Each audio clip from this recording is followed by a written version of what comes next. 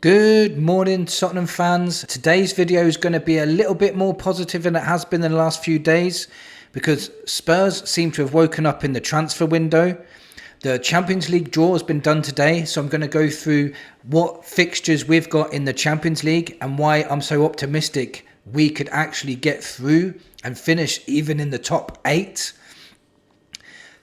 We have a transfer for a superstar number 10, but it could be hijacked by our neighbours yet again. So I'm not going to get overexcited, but all sources are saying it's very, very close. And I know we've been hit before, so I don't want to over-egg what's actually happening. But I'll give you all the news on that today. If you're new here, please hit that subscribe button. Get daily videos and logical views from this channel. Hit that like button if you really need a sign-in, and you need one now. Hit that like button. I expect at least 1,000 likes because we need a sign-in over the line. Now let's get into this video.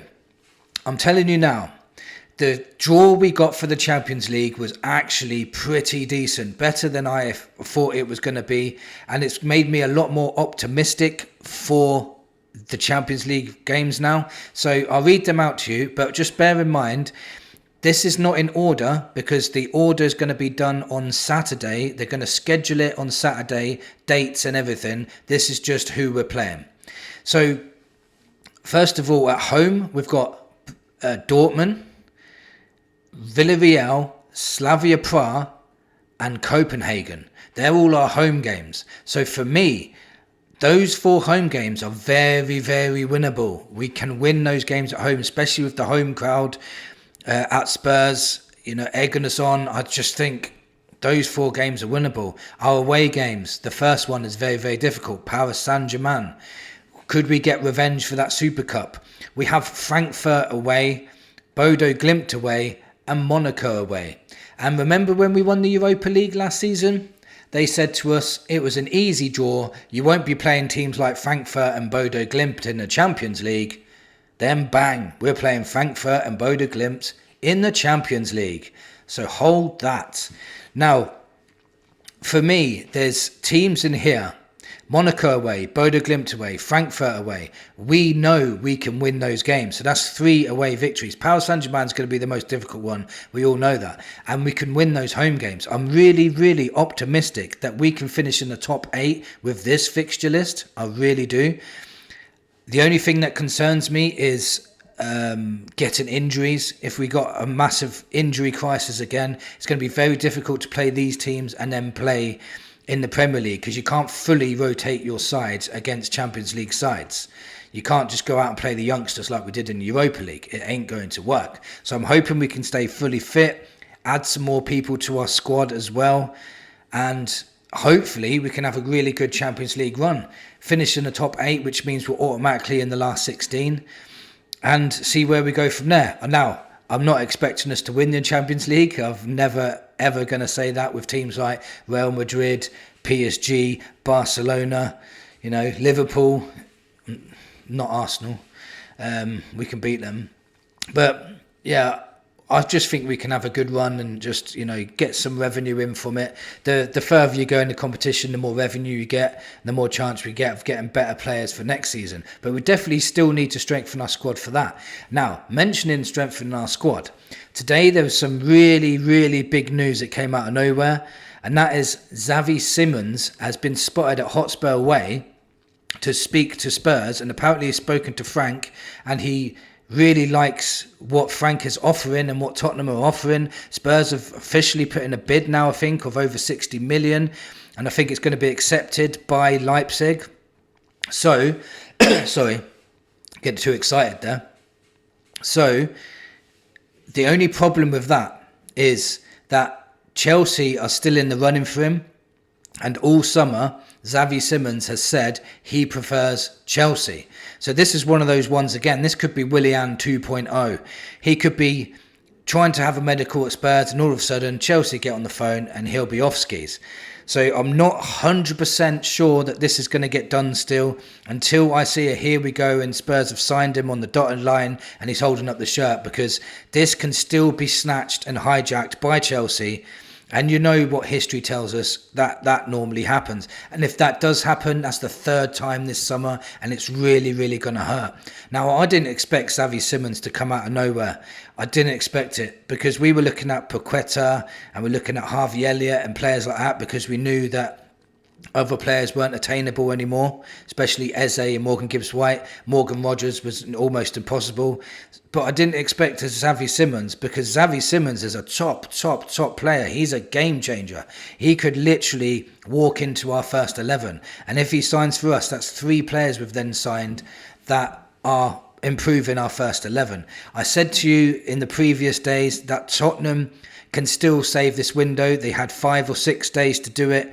And if Xavi Simons comes in and we sign a decent left winger, then for me, they're saving that window. For me, I'm still annoyed how long everything takes. I still think we should have got these deals done and dusted a long time ago. But they can save it. If they can get this player in, get a decent left winger in, which I'll come on to now actually, because there was news that Lookman was somebody Spurs are looking at as well. And I think they're concentrating on the Xavi Simons deal to try and get that over the line, because I don't think we want to fail in getting him again. But if Xavi Simons comes in and we get a Lookman as well from Atalanta, you know, the guy that scored a hat-trick in the Europa League final, that guy, he's very, very good. He used to play in the Premier League, I think, for Everton. He was a skinny lad then. But you see him now, he's properly bulked up and properly, you know, ready for the physicality of the Premier League. So he would come in and he can play different areas as well. He can play right, left. He can play in the 10 as well. Xavi Simons can play in the left and in the 10. So then we're mixing it up a bit versatility-wise. So it can be saved, this window. This video is a lot more positive than the ones I've been doing the last few days. If we can't get these over the line and Xavi Simons ends up going to Chelsea and Lookman goes elsewhere, then again my videos tomorrow and the next day will probably be a little bit more negative, because we just need to get these signings over the line. We just need to get them done. We really do.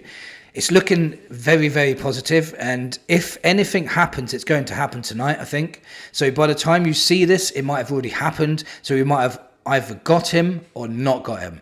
So I think we'll find out by tonight. I really, really do.